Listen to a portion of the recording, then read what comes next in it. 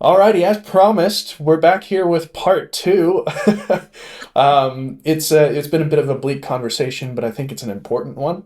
And we've got a little bit more here that I'd like to cover. We kind of left off talking about some of the things that Trump has been doing. Obviously, flooding the zone with a lot of very scary things, hoping to get away with a few of them. But yeah, I think one of the things that is interesting to talk about. And one of the things that spurred you guys to actually move here was January 6th. We watched it on the news from here. I was a stay at home dad at the time, and I was just glued to the live stream and was horrified by it. And I can't even imagine what it was like for you. So give us a little bit of the rundown of what happened, because you were close by. Yeah, we could Uh, hear it yeah. with our So ears, not the screen. yeah. So give us a bit of that rundown, and then let's talk about the pardoning of these people and the dangers that that poses. So, floor's yours. Well, I have to say, so he worked through Trump's administration. He got sent home for COVID and stuff, and there were bad things that happened in the first term. Some really, nasty things that he broke. COVID was a disaster, the handling of it. So I know people have a lot of strong feelings and everything, but we were wrapping up. The election had happened. We were like, okay, like it's okay. Like democracy rules the day. The triangle is okay. Like he hasn't broken stuff beyond repair.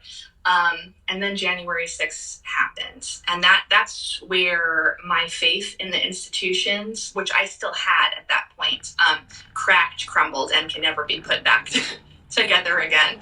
Because he was working from home. I was on the couch, heavily pregnant with our third, had a baby upstairs napping, had our older one doing like virtual kindergarten. We had a lot going on. And yeah, you want to? Well, yeah, I mean, I think that violent scene and what they were trying to do, which was to overturn a free and fair election. I mean, it reminded me of so many other countries that the U.S. like to criticize for how they run elections. I mean, it was essentially, it was horrifying to see those images. And for a brief moment, for maybe a week or so, there was some bipartisan condemnation of him and of Trump and his words. But then they just, the Republican Party just wished that he would go away, and just kind of thought, oh, he disappeared. We don't have to deal with this, so we're not going to hold him accountable. And that's been sort of the story for Trump for the last 10 years, is that they keep appeasing what he's doing, and he just gets stronger, he gets more powerful. And it was really the straw for us, because that's when you have people who don't believe in an election and the fairness of it, it's leads to civil unrest. It wasn't like the protests that we're seeing today, where people are marching at all 50 state capitals to protest the coup that's happening. It was people swarming our town with guns. It was them building a gallows with a noose and yelling that they're going to go find Mike Pence and hang him. They were actively trying to kill the vice president. It was disastrous. They were trying to kill as many police officers as they could there. They were trying to gouge out eyes. It was so violent. And you had the Proud Boys, these white supremacist groups that were there. It was horrifying. And the amount of people in the country who tried to just dismiss it or didn't think it was a big deal was absolutely horrifying. Yeah, because that's part of his job back in the day. Person, he would go to the Capitol frequently, and then afterwards, just to see the amount of armed military presence, the fences up, it was so dystopian after that. Oh. Yeah, and then again, like you said, the disconnect in talking to people, where we had an insurrection. And remember, one of the signs that a coup will be successful is if there was an attempted and failed coup in the past. Yeah. That's And it was terrifying to watch from here. I was maybe 2/3 of the way through with doing real estate papers, because I had, as of yet, not found a job. We came in very similarly to how you guys did, with my wife being a nurse. And I was being a stay-at-home dad at the time, trying to apply for jobs during COVID, which was not easy. and thought, you know what, this is a surefire way to at least get something. But then the fear that I had that I wouldn't have been able to make it in a commission only environment and we would have to go back put a stop to it. And I got the first minimum wage job that I could find after that. Yeah. And this is the pardoning of these people was also one of the things that led us to very recently apply for our New Zealand citizenship, to have dual, just so that we could be done. And, I know that that's a little ways off for you guys, and, 2 years and 4 months. and 10 hours and 3 minutes. But no, I completely get it. It's terrifying. It's certainly terrifying. The release of them. It felt like violence again. It felt like we were being reoffended in some way. Yeah. To have that publicly said that didn't matter, because those were the really violent ones, the ones that were actually locked up that he let out. Mm-hmm. And just to have, and we lost family members. Yes. Over January 6th, basically, is kind of where it really diverted. Mm-hmm. And to have them basically, validated in their feeling that it wasn't that big of a deal, that there was a failed coup, that they tried to kill the vice president. Well, it's massive gaslighting that happens, that it honestly, the amount of times that I've had to sit there and be like, am I the crazy one? Yeah. Because you've got family members, you've got people that brought you up that are, telling you, oh, what are you worried about? This isn't a big deal. Like, that was just them expressing their freedoms. And you're like, but I saw something completely different. Like, am I nuts? Yeah. Right. Yeah. But it's taking that time to, and why these conversations I think are so vital and important is that, no, actually, we're not crazy. We just are seeing things differently and seeing them for what they actually are, rather than putting a spin on them and having people gaslight us into telling us that we're not worried about it. But yeah, it was terrifying to see them released. Did you have something else you wanted to add? Yeah, just with pardoning them, it emboldens those groups. Yes. It emboldens that. And that's kind of what I've always seen as the difference between Trump and other Republicans who have either run for president or be president, Mm-hmm. is that whether it was Mitt Romney, John McCain, George Bush, or others, they didn't go after these white supremacist groups. They weren't courting them and their vote. Yes. And they always strayed away from that. And Trump has actively gone to seek their approval, to get their approval. He has their approval.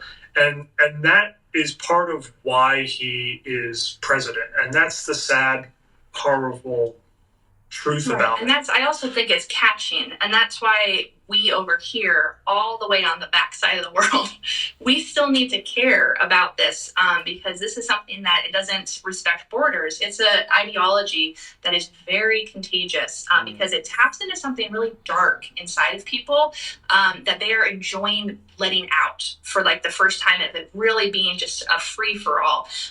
For instance, if Trump hadn't been elected the second time, if all of that hadn't happened, would we have seen that right-wing march happen in Australia recently?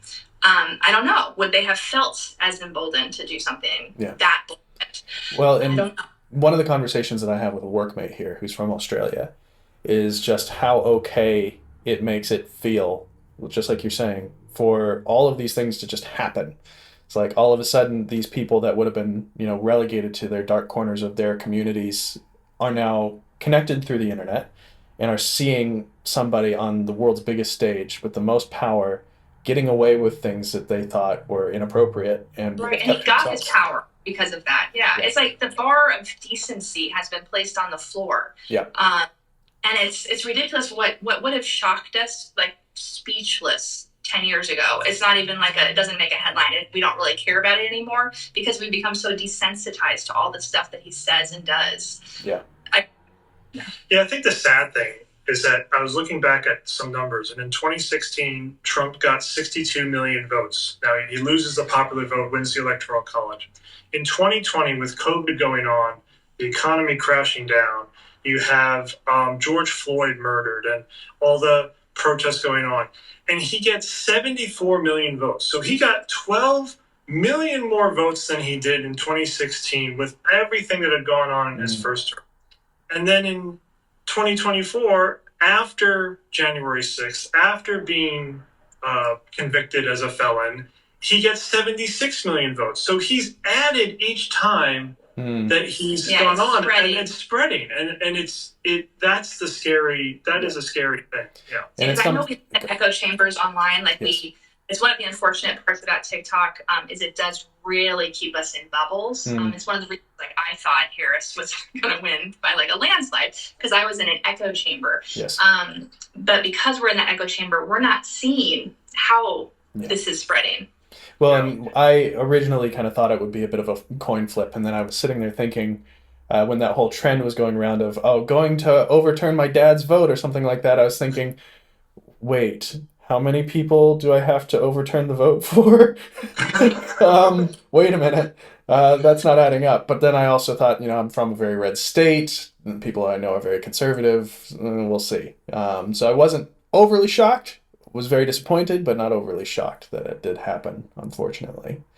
So kind of moving on through some of these topics, let's talk Elon Musk. This one's a weird one. The thing is, like, take myself back maybe 4 years ago, I thought Elon Musk was pretty cool. Making these pretty cool electric cars. I love Tesla. Wanted one for a long time. Got a Leaf, which was like the knockoff Tesla for a long time. Then seeing some of the stuff that SpaceX did, like certifiably cool stuff. Great engineering, really cool, using money in an efficient way. And then all of a sudden, maybe I had the blinders on there, but things have taken a very southward turn, and it's a bit scary how much influence he has. Do you have any thoughts? Yeah, I think it's very scary. I read a story that someone had asked a question about conflicts of interest. Every person who works for the government has to disclose their conflict of interest when things come up. Every secretary, the whole thing, and they asked the White House that, and they said, "Well, Elon will make that determination. If there's a conflict of interest, he will disclose that." And I thought to myself, Rich, how dumb do you think we all are Oh my God. to buy that? Well, and he's been put in charge of trying to make the government spending more efficient. And all I can think is that he's got the biggest rival to space travel and exploration. And he's sitting in control of government funding for NASA.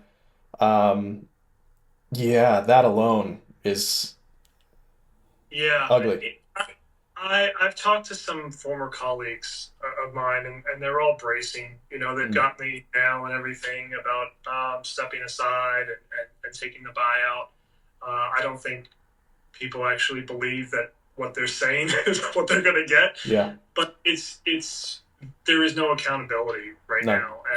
And that's scary. Because a person like him and what he could do, well, his far right, his attachment to the far right is just extraordinarily disturbing. And it's worth pointing out. I know I always I'm comparing to the 30s and 40s and stuff, but Hitler was not elected. Hitler was the chancellor. He was just the one standing next to the guy, just like Elon Musk is. And so I am concerned about that.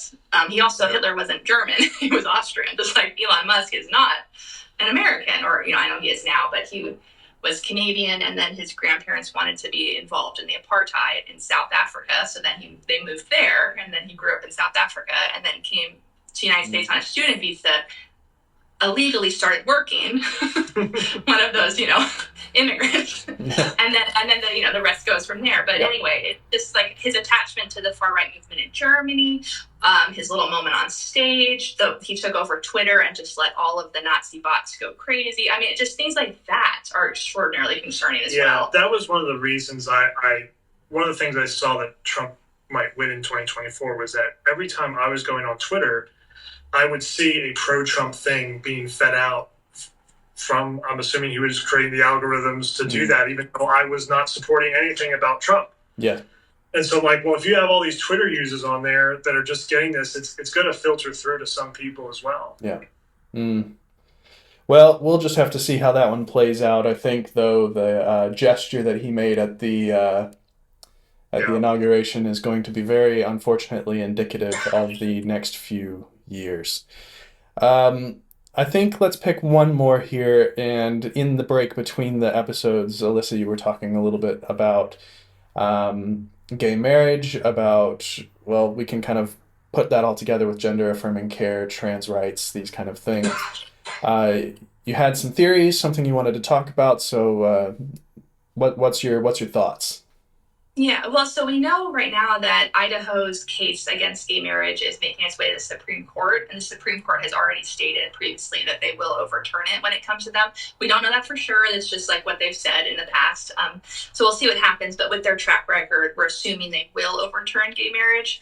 Unfortunately, we'll have to see if that it becomes retroactive, if then all marriages are dissolved between anyone who's not, just a heterosexual person who looks like us, or if that's just for moving forward. But I do think then we're going into really dark places, because that goes into that Project 2025, which I kept dismissing as just conspiracy theories on the left of this right-wing, like Christian fascism nationalist plan that they put out. But we have, we're following the blueprint right now, unfortunately. But they're very, very against the LGBTQ community. And unfortunately, I do think they're going to dissolve all the marriages. And the next step after that, which I know that my old church, when I was part of that community, would have been excited about, is they want the children. And so I do think we're in a really dangerous place here, because that is my dark prediction for the future, is that the millions of families in America who don't look like us are in danger of not just like not being a family on paper anymore, but of having people like ICE, but maybe CPS coming for their children. And I think that is our future. Unfortunately, it doesn't seem out of the realm of possibility, which is concerning, to say the least. And with the retroactivity of things, kind of brings me around to the birthright citizenship conversation. There's, obviously attempts. The amendment is, it is what it is. They will try to get rid of it if they can. Do you think that there is a way beyond, getting rid of it to retroactively affect birthright citizenship? Well, the Dominican Republic did it. Did they? Yeah, so remember the birthright citizenship, because I know New Zealand doesn't have it. And so people might be wondering, like, why is that a big deal? But it's I don't remember how many countries. I think it's 30 something in the Americas, of the American bloc over there have birthright citizenship, because we were all becoming countries and establishing constitutions at the same time. And it's one of the founding principles is that anyone can come from anywhere, and you start a family, you're born there, and you're an American, you're part of it. It's like what our country was about. It's kind of a big deal. And I didn't get to do. No, it's a huge thing. I don't think, as I said, it's going to make its way through the courts. Yes. It's going to take a while to probably get to the Supreme Court. But they, it's a jump ball on how they would rule based on the ideological positions of the court. But yeah, it's very concerning. And it irritates me to no end, because this is from the party who said that you can't touch the Constitution because the Second Amendment gives the right for guns. And so the Constitution is sacred and we're never allowed to touch it or make any amendments or changes to anything. And here we go. Yeah. It's the cognitive dissonance. It just drives me crazy. It's crazy. It is nuts. Now, part of the reason why we are even doing this right now, having this conversation, is the whole TikTok situation. Now, I don't think any of us here really have a way to postulate on what's actually going to happen with that, what could have happened, and I don't want to get into conspiracy theories. There's enough of them out there. But do you guys have any thoughts of how you think or potentially see that shaking out? I don't know. Yeah, I think TikTok will still exist in the US, but it will be different than what we were used to. I think there'll be more restrictions on it. It will not be as free speech as before. Which we're seeing already. And I know that you've done a post on that.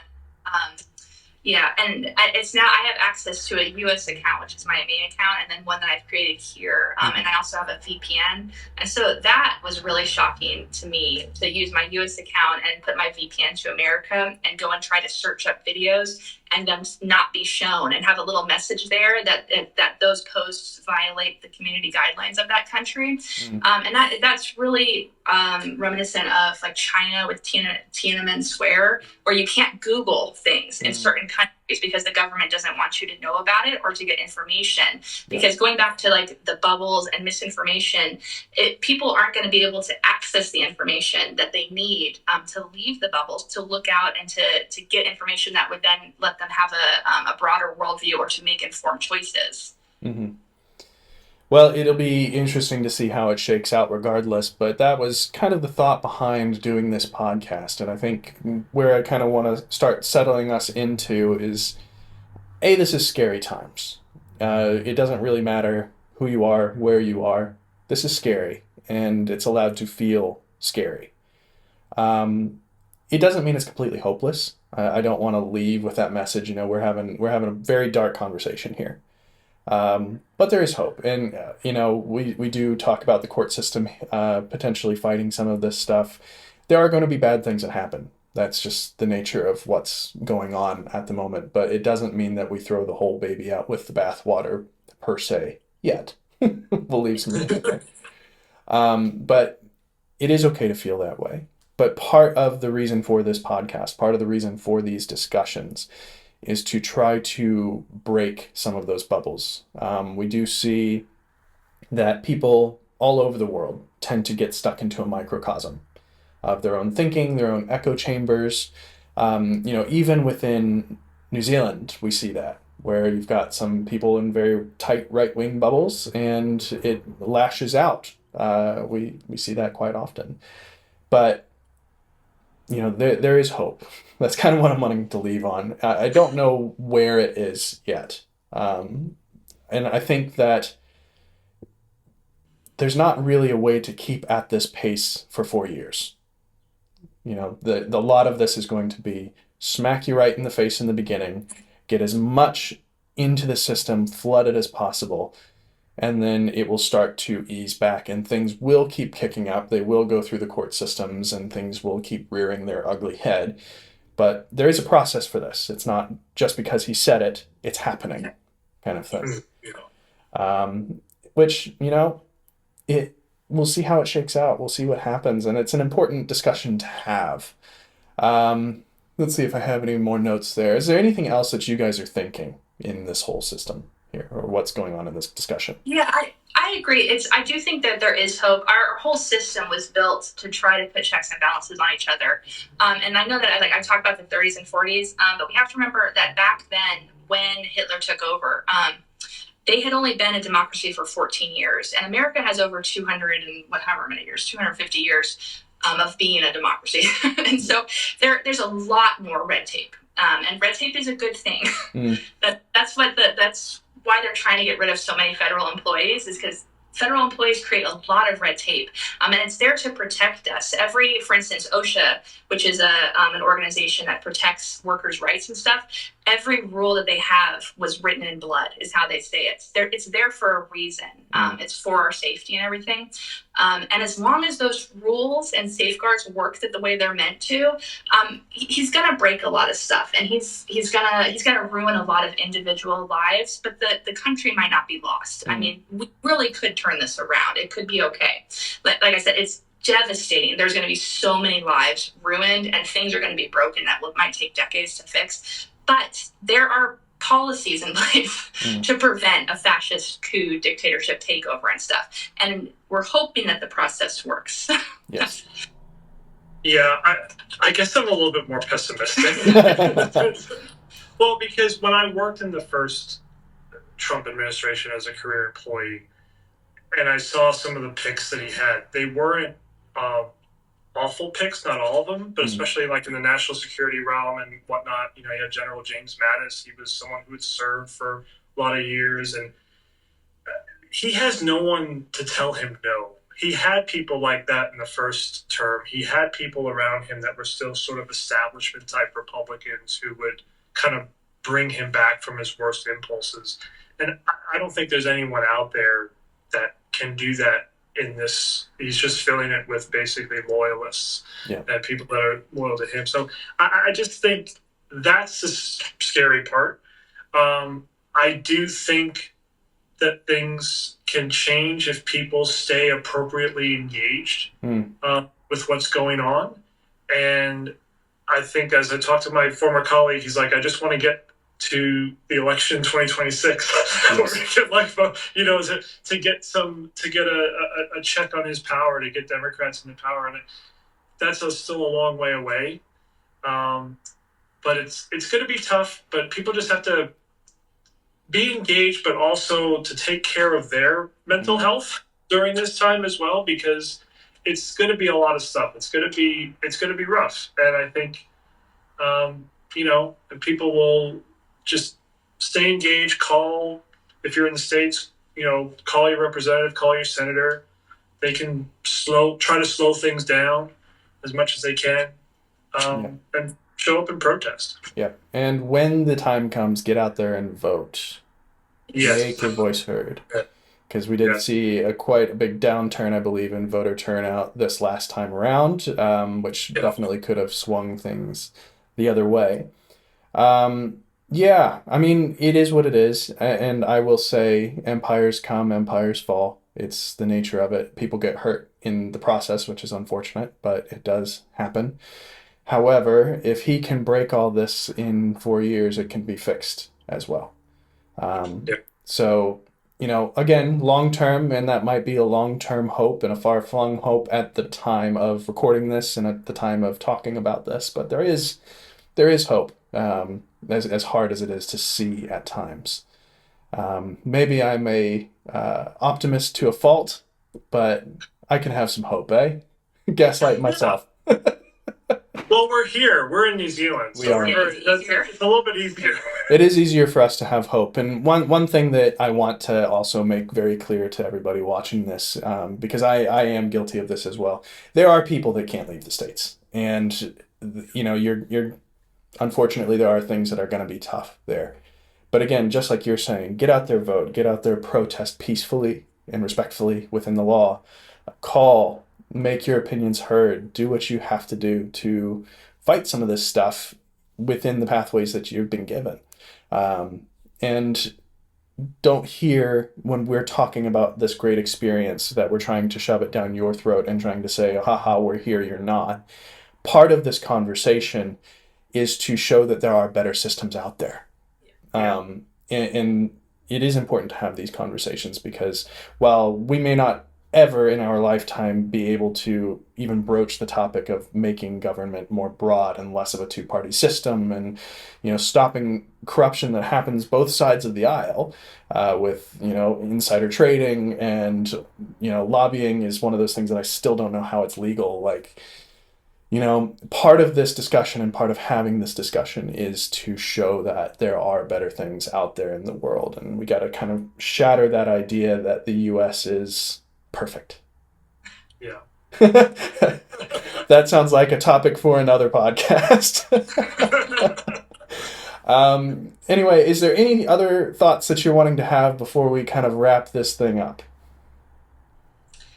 Yeah, don't touch the bricks. That's at the protest. Remember back in the BLM protests, they put big pallets of bricks everywhere at all the protests, trying to tempt people to start riots and stuff. And I do think he would love that. I do think that would help him bring in a couple next steps really quickly. I do still have some faith in just like the churning of the courts, of the power of the people and stuff.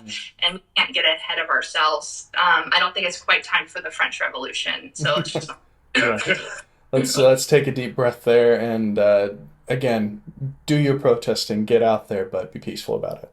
Yeah. Very good. Well, thank you guys. I know that's a bit of a tough conversation to have, and the next one that we do, I'm hoping, is a bit more on the bright side and talking about some of the things that we love here, getting out of the nitty gritty of this. But I think it was an important conversation to have because there has been so much that has happened. And for our, New Zealand whānau who's watching this or listening to this, and, the amount of times I've seen, why should I care? Why should I even worry about that? That's so far over there. I think it's important to be aware and to have those conversations because, like you're saying, some of this stuff can and will spread to this side of the world, and some of it can and will affect us. But yeah, it was really great having you. Love having this conversation, and next time we'll pick a more fun topic. How's that sound? Yes. Yeah, that'd be great. Well, and thank you guys for sticking through it. It was a bit of a long one with 2 parts, but great conversation and great time. So thank you guys for joining.